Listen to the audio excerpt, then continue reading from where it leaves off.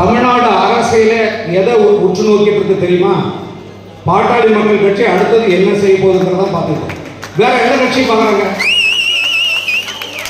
எந்த கட்சியாலும் எந்த மாற்றத்தையும் செய்ய முடியாது. என்ன மாற்றம் செய்யுங்க? நீங்க 1000 ரூபாய் கொடுத்தா இன்னொரு கட்சி 2000 ரூபாய் கொடுக்க போகுது. இப்ப 15 மணி நேரம் சாராய கடை திறந்தா 4 மணி நேரம் திறந்து வச்சு போறாங்க. இதை தானே நீங்க கத்து வச்சிருக்கீங்க. 18 ஆண்டுகளாக நிடல்நிதி அறிக்கைகளை கொடுக்கிற ஒரே கட்சி இந்தியாவில் யாரு? நம்ம கட்சி தான். இது பெருமைக்காக சொல்றது இல்ல.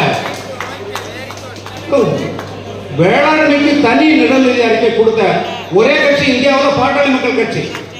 வேற வழியே இல்லாம 3-4 ஆண்டுகளாக தமிழ்நாடு அரசு பதுங்கி அதை எடுத்து வெளியிட்டு இருக்காங்க. உங்களுக்கு என்ன தனித்துவமான திட்டங்கள் இருக்கு? எல்லாருக்கும் நல்லா தெரிஞ்சுக்க. இது தமிழ்நாட்டு மக்களுக்கு சொல்லக்கூடிய ஒரு செய்தி. ஒரு கலைஞனாக, ஒரு படைப்பாளியாக, ஒரு ஒரு ஒரு வாக்காளனாக இந்த தமிழ் மொழியையும் இந்த இனத்தையும் நேசிக்கக்கூடிய ஒரு சாதாரண எளிய மகனாக நான் சொல்றேன். மருத்துவர் அன்புமணி ராமதாஸ் போன்றவர்கள் அவர் முதலமைச்சர் ஆகும்போது தான் உண்மையிலேயே உங்களுக்கு முதலமைச்சர் யாருன்னு தெரியும்.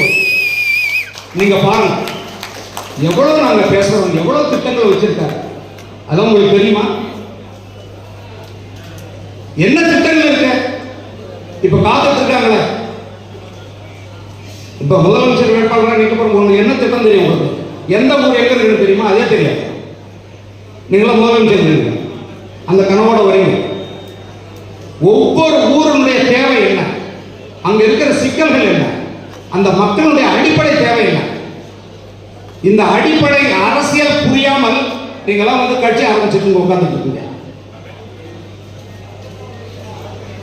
மீண்டும் மீண்டும் மீண்டும் நான் சொல்றேன், 2026 இந்த தமிழ்நாடு பழைய போக்கிலிருந்து அரசியல் போக்க மாத்தலன்னா